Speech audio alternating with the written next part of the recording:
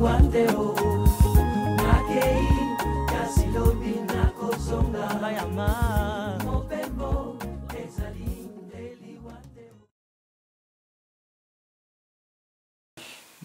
mbote na bino. Lelo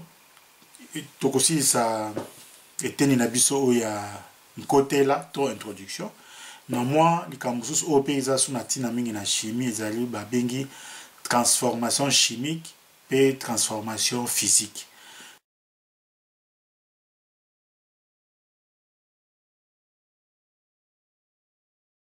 Tokosola makambo ya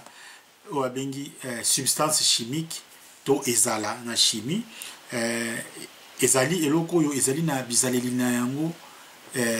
eza na liboki ya bizaleli ya yango moko neti soko ozwi mai eza na liboki ya bizaleli oyo ezosala ke mai eza sukali te oyo ezosala pe ke sukali eza mungwa te donc wana ezali oyo babengi ezala na chimie to substance chimique oyo babengi nzoto neti na bomoi boti na chimie oyo babengaka nzoto to corps ezali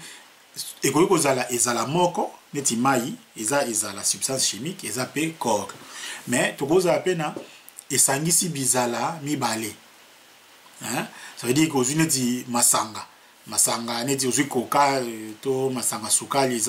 oza na mai ezala oza na sukali oza na likasu oza na boye esangisi na kati epesi yo masanga wana donc wana ezali nzoto na chimie oyo babenga nzoto ezaka neti na médecine balobaka corps ya biso baboye te mais na chimie nzoto ezali soki esangisi biloko mibale nzoto ya petwa to corps pur ezali nzoto oyo eza na eloko mosusu te eza kaka na ezala moko neti mai oyo tomelaka te tokomona yango na nsima mais mai oyo bapetola mpenza balongola biloko nyonso etikala kaka mai wana eza to sukali oyo toliaka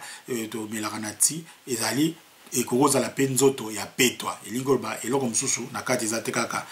sukali donc biloko wana tokotalela yango substance chimique et puis corps chimique donc corps pur nzoto ya petwa ou bien corps composé oyo ezali na biloko ebele sikoyo totala oyo babengi bobongwami na chimie pe bobongwami na physique.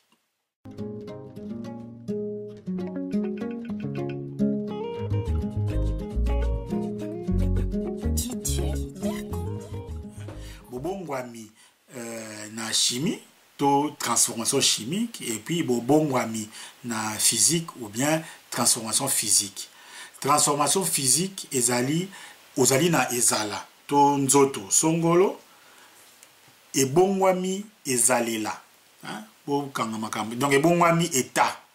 ezalaki le mosusu mai ekomi molinga ezalaki molinga ekomi libanga ou bien ebukani neti libaya soza na mabaya libaya obuki yango okomi na mabaya mibale kasi bitenyo na mibale eza kaka libaya ebongwani te wana ezali transformation physique soza na mai otokisi mai ekei molinga eza kaka mai atekoyi molinga oza na mai otiango na congélateur ekomi malili eza kaka ekomi glace ekomi libanga eza kaka mai ate eza makasi wana tobengi yango bobongwami ya physique. Bobongwami ya chimie ezali eloko ozalaki na yango ebongwami eloko mosusu ebimisi eloko mosusu tozala neti libaya soki otumbi otie libaya osali libaya lokola koni okomona ke ekobongwama lokola makala pe molinga oyo ya CO nde tokomona nsima molinga wana ekokende donc libaya eza so libaya te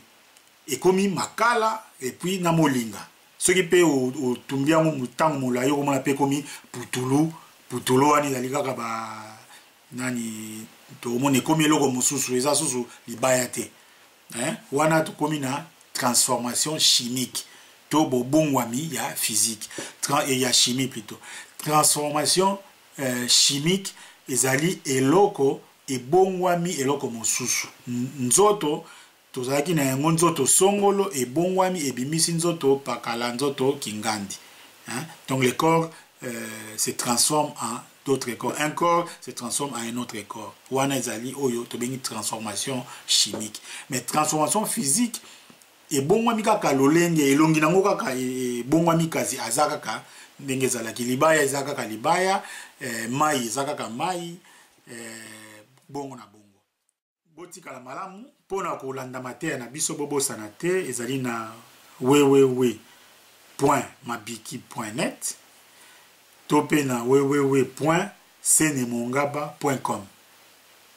na bibonga wana mibale ya internet bokozwa biso kuna bokomona mateya ezali na molongo, to pe bokoki pe kotala na YouTube. Wana na YouTube obeti kaka Chimie Lingala